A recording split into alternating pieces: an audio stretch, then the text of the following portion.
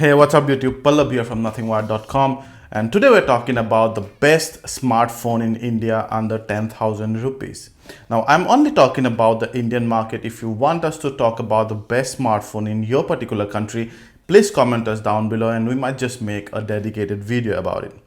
Now, I want to make clear three things before I give you the list. Number one, I mainly check the prices on the three leading Indian online retailer, Flipkart, Amazon and Snapdeal, and I kind of averaged out the price and availability factor.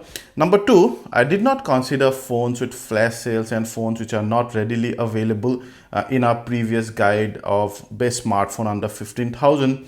But then based on your feedback, now I'm doing it a little differently. I'll include the phones, but probably if the availability is through flash sale or if it's not readily available, then I'll probably give that a negative mark. And number three is note that this list is subjective. This is what I think are the best smartphones in India under 10,000. But then of course you might have a different opinion. If you think I'm missing something, then please comment us down below and we'll really appreciate that feedback.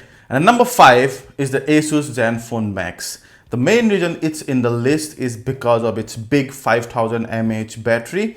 And despite of that heavy battery, it's not that heavy, the phone itself, maybe because it's built all plastic, or the design, the overall Zenfone design is such that it has a boat-shaped back, so it rests your palm nicely. So when it came for review, I felt that despite of having a very good battery life, or a heavy battery for that matter, I could actually carry the phone along quite nicely. Number two, this could be one of those rarest phones that also supports CDMA. It supports both GSM and CDMA. That's another reason for which it's in the list. Why it's not above the ladder is, number one, it's a horrible camera, a very bad camera. Plus, I just thought that the Zenfone UI is still heavy on the spec sheet of this particular phone, because apart from the battery, it does not have a very high spec sheet. Number four is the Lava Pixel V2. The main reason it made the list is because of its very premium looking design. It has a gorgeous design, a very, both sides flat, very premium kind of design. It's definitely looks like a lifestyle phone. And also it has a good selfie camera when we tried it. Why it's not up the ladder? It's mainly because it has a very underpowered 1 GHz MediaTek processor. Also number two, it has dual SIM. Both SIM supports 4G, but only one, at one time only 4G on only one SIM can be activated. Number three on our list is the Meizu M2 Note. It's mainly in the list for number one, it has a very good camera, and number two, I love the Flame OS. It has the Flame OS 4.5, and that has some very nice tricks up its sleeve, but also it's quite light and it's very easy on eye. Also, it'll get the Flame 5.0 very shortly. That's another thing. Why it's not up the ladder, why it's not second or first, is because again it has slightly underpowered chip, and I'm not saying that because it has a MediaTek processor 1.3 GHz, but generally we've seen while playing games and all, it kind of just about lags at some time, not much though. That's why it did not go down the ladder, but that was the main thing. And probably the two phones that are above this one were just too good in terms of power and specification.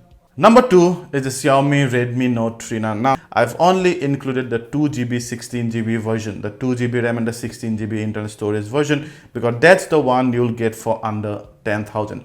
The reason why it's in the list and in number two is that it probably has the best camera among all the 5 devices that we have and we'll talk about.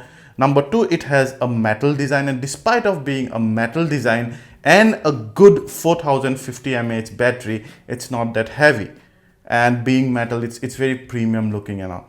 Why it's number two and not in number one is, number one, the availability, only available through flash sale, and number two is that it only supports a micro SD card of up to 32 GB. So if you have 16 GB, it can only go up to, let's say, another 32 GB. So nowadays phone supports up to 128 GB and even more. So at this age, supporting only up to 32 GB, I'll definitely consider that as a negative. And here's guys our number one. Our number one is the Eco Le1S, or you can call TV Le1S, what the name that it was known with when it first came into the market. It went to sale like a hot cake, and it actually used to cost just under 11,000. But then I did not include it. Again, some of you people have suggested I should have included it in the 15,000 list. I did not include it because I knew the price was coming down to just under 10,000, and by the time we already made the list. So here is the Le1S. That's number one, and it's number one mainly because of its very premium metal design. Looks great, feels great, and also it's manageably thin. Number two, it has again one of the best cameras in this price range. This one and the Redmi Note 3 cameras are almost at par. Redmi Note 3 just suppressing it just by that much. So it's not almost as good as this, but on a good day, it might actually beat the Redmi Note 3's camera. And all the latest specs, you know, you have a full HD screen, you have 3 GB of RAM, you have 32 GB of internal storage at just under 10,000, and you also now get the Eco content subscription with it. So that's another great thing. There's not much to talk about the negative of this phone. If I want to talk about that, it has been available openly till now, but now they have made a flash sale, the under 10,000 device. So that's going to be one negative part.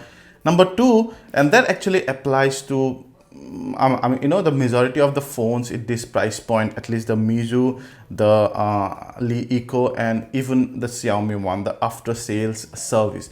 There's still a big question mark on the after sales service of all these devices. But that's, guys, is our list of the 5 best smartphones in India under 10,000. Let us know what you think. If you like this video, please hit the like button, ask anything related to this, and we'll try to understand and answer them all. And please subscribe to our channel and share this video to share the love. Ciao.